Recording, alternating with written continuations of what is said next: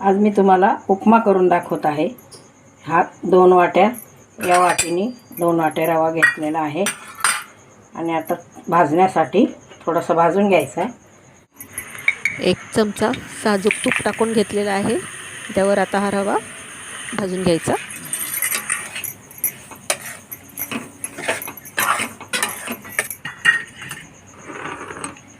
खूप लाल नाही भाजायचा, पण भाजायचा थोडासा, कच्चा नाही ठेवायचा। रवा भाजताना थोडंसं तूप तेल टाकलं तर तो रवा आपला मऊ शिजतो।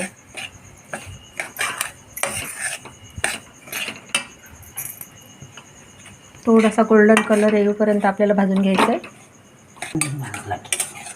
छान खमंग असा वास सुटलेला आहे। आता गॅसची आच कमी केली आहे। आता रवा काढून घेते।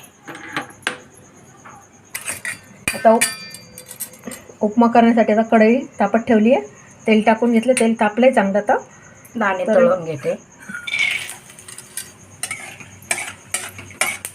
शेंगादाणे आपल्याला लालसर रंगावर तळून घ्यायचे आणि काढून घ्यायचे।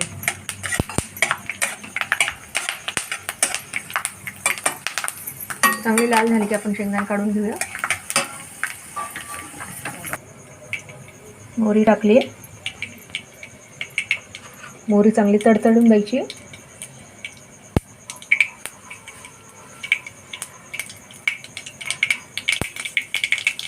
जिरे टाकले, जिरे आणि लसूण चांगला लाल होऊ द्यायचे आपल्याला। लसूण आणि मिरची टाकते, जरा परतून घेते आणि कांदा टाकते।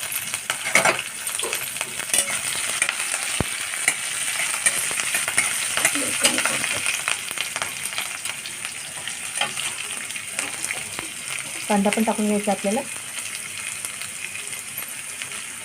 आणि हे सर्व चांगलं आता परतून घ्यायचे।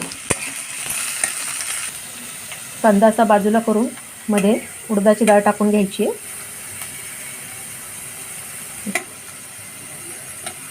लालसर रंगावरती परतली गेली पाहिजे।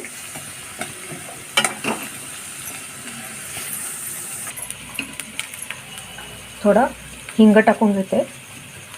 हिंग तेलात एकदम टाकला तर तो जळतो, म्हणून कांद्यावर आपण टाकून घेतलाय, म्हणजे मग हिंगाची चव त्या उपम्याला छान लागते।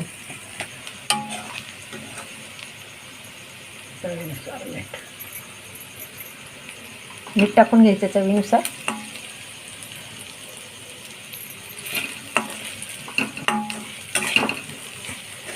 कांद्यावरच मीठ टाकलं म्हणजे कांदा पण आपला मऊ चांगला होईल।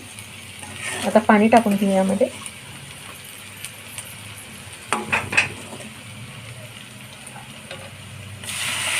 जेवढा रवा आहे त्याच्या आपल्याला तिप्पट पाणी टाकून घ्यायचं आहे। 2 वाट्या रव्याला 6 वाट्या, 6 ते 6.5 वाट्या मी पाणी टाकून घेतलेलं आहे। अजून टाकायचं आहे।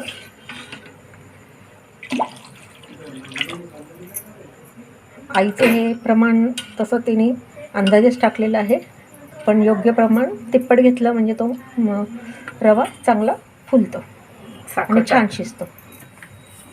थोडी साखर, 1 छोटा चमचा साखर टाकून घेतली। आता हे थोडंसं पाण्याला उकळी आली म्हणजे आपल्याला त्यात रवा टाकून घ्यायचा आहे। आता यात पाणी उकळलं आहे, यामध्ये रवा सर्व टाकून घ्यायचा आहे।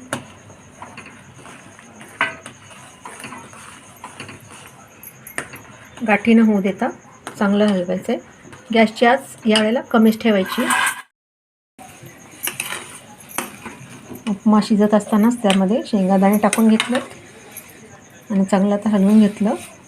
एक वाफ आणायची चांगली, 1-2 मिनटात आपण वाफ आणून घेऊ म्हणजे आपला उपमा तयार झाला। आता सर्व करूया। थोडे शेंगादाणे तर टाकलेलेच आहेत, पण अजून लागले तर आपण वरतून टाकून घेऊया। थोडेसे थोडं तूप, खोबऱ्याचा किस। असा हा उपमा आपला तयार झाला आहे बघा। खूप छान झाला आहे. तुम्ही पण अशी रेसिपी करून बघा. तुम्हाला सर्वांना आईच्या हातची ही उपम्याची रेसिपी आवडल्यास लाईक नक्की करा, व्हिडिओला शेअर करा आणि आमचं चॅनल नगरची आजी सबस्क्राईब करा. धन्यवाद.